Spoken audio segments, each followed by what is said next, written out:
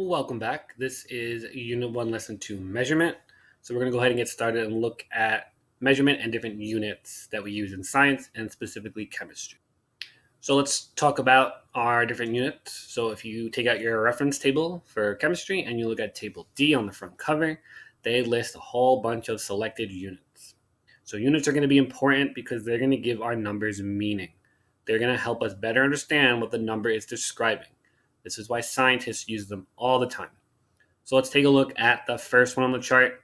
We have a symbol M, and M is going to be the symbol for meter. And meter is going to be our unit for length. So anytime we measure something with length, we'll use the unit meter. We'll get into more detail about using meters in terms of scaling, but for now, your base unit is going to be your meter. So let's take a look at what those different units are derived from. So they come from the metric system. So in science, we use the metric system, also known as the International System of Units, or SI units. So you might see in some questions, they might ask for SI units. That's just the metric system. We do not use US customary units in science, so no pounds, ounces, gallons, cups, none of that. We're going to use metric units.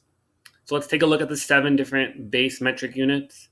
So we have the second, which measures time, the kilogram for mass, the mole for atoms, candela for light, Kelvin for temperature, and we will also be using Celsius, the ampere for current, and the meter for length.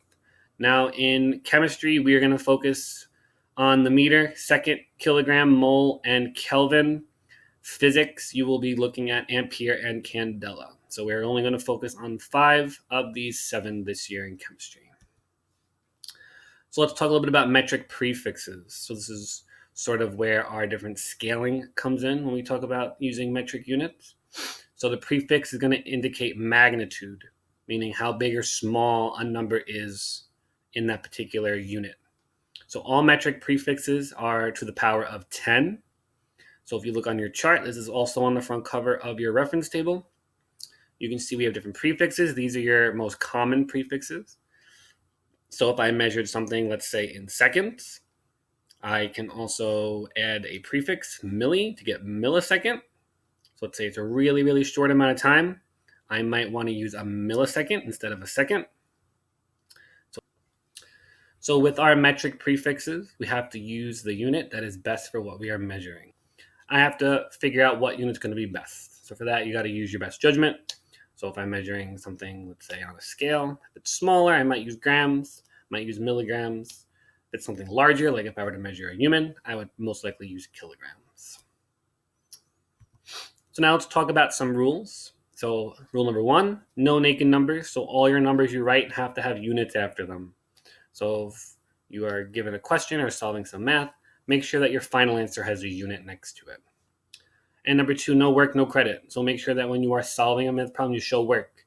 Helps the teacher as well as yourself understand your thought process behind how you got your final answer. Thank you for watching this video. Please make sure that you answer the questions on Edpuzzle, and I hope to see you soon.